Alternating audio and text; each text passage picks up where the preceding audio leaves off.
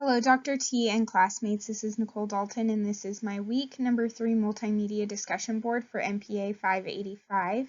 And before I get into my discussion board, I just want to note that for my 6 different sources, it'll be located on the bottom of the slide, whether or not it was a source from our textbook or from one of the videos that we watched this week. And with that little housekeeping, I'll get started. So the first concept for this week is internalizing externalities. And under some circumstances, private markets can deal with externalities without needing any government assistance.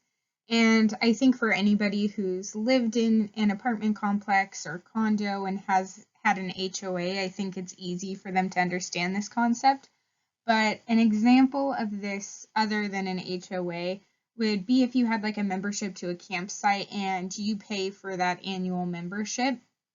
And a negative externality that could happen at a campsite is if somebody were to have a campfire but it wasn't in the designated fire pit allocated for that campsite, that could cause for a fire hazard that could affect the entire campsite as a whole. So because you're paying that annual membership, that allows funds to have some sort of security guard that can monitor those kinds of negative externalities. So that's just an example of how internalizing externalities can occur in the private sector and not need government assistance. Next is consumer surplus, and this is when there's a difference between what an individual is willing to pay and what the consumer actually has to pay. So let's say, for example, I'm willing to pay $500,000 for a new car, but was able to purchase that car for $40,000. Then that $10,000 is the surplus that I got for the purchase of my new car. And because I'm saving essentially $10,000 to purchase a new car, I don't think most Americans would realize that that's an actual thing within the economics. I think that they would just be happy that they saved $10,000 and then just move on with their day. But that is consumer surplus.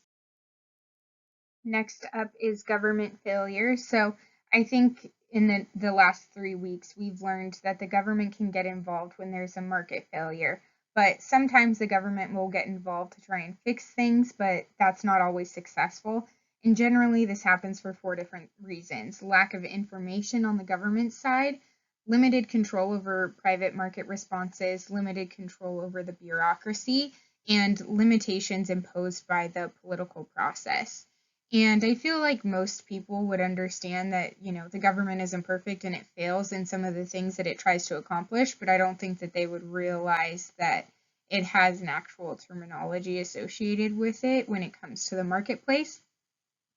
And an example of a government failure could be the wicked problem of them trying to address homelessness throughout the United States.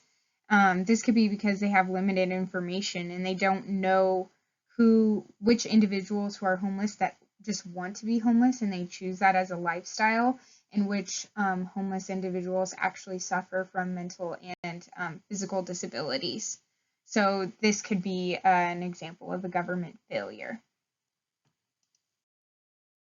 So now switching gears over to the videos that we watched this week. The first concept is fiscal policy.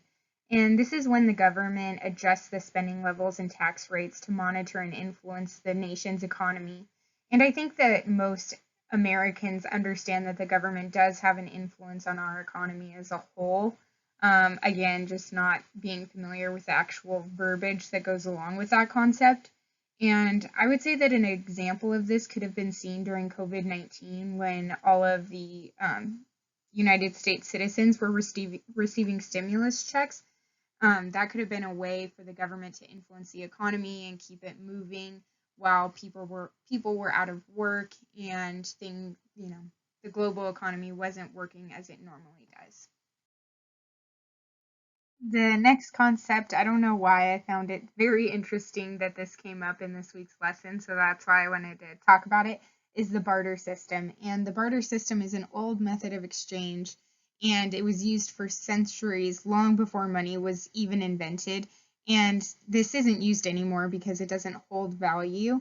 But I think we've all seen it in movies and things like that. So most people are familiar with the concept of the barter system. But I was questioning whether or not we say that it doesn't hold value anymore, but what if something drastic happened to our economy or disaster? Obviously, after 2020, we believe anything could happen. So, could the barter system ever return because something crazy happens and it actually does hold value until everything's put back into place and the economy's running again? The last concept that I'll be covering this week is stagnation, and this is a situation that occurs within the economy when the total output is either declining, flat, or it's slowly growing. And this could be due to persistent unemployment and also a stagnant economy. And this can result from flat job growth, no wage increases, and an absent in market booms or highs.